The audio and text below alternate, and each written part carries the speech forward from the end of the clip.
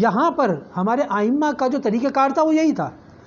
کہ غریب ہر زمانے میں ہوتے تھے، لیکن ائمہ کے زمانے میں جو غریب غربا ہوتے تھے ان کی جب ائمہ مدد کیا کرتے تھے تو ان کو اپنے دروازے پہ نہیں بلایا کرتے تھے بلکہ راشن لے کر ان کے دروازے پہ جایا کرتے تھے، اور ایسی حالت میں جایا کرتے تھے کہ اس کو پتہ بھی نہیں چلتا تھا کہ چوتھے امام کے جب واقعات آپ سنتے ہیں مجالس کے اندر یا ولادت کے موقع پر، اس میں آپ نے یہ واقعہ سنا ہوگا کہ جب امام وفات پاتے ہیں، شہید ہو جاتے ہیں، اس دنیا سے چلے جاتے ہیں، تو اس وقت مدینے کے 100 گھروں کے اندر جو ہے وہ واویلا مچ گیا، رونا دھونا مچ گیا۔ کیوں؟ کہ اگلے دن سے کے بعد راشن نہیں آیا۔ ان کی سمجھ میں نہیں آیا کہ وہ جو ہر رات راشن دینے آتا تھا آج کہاں چلا گیا۔ نہ صرف یہ کہ ان کے گھر پہ راشن پہنچتا تھا بلکہ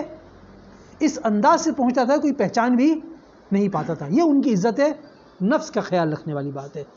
عزت نفس کسی کی پامال، عزت نفس جب پامال ہو جاتی ہے تو پھر انسان بد سے بدتر ہونے کے لیے بھی تیار ہو جاتا ہے، اور وہ بھی تھوڑی تھوڑی سی بات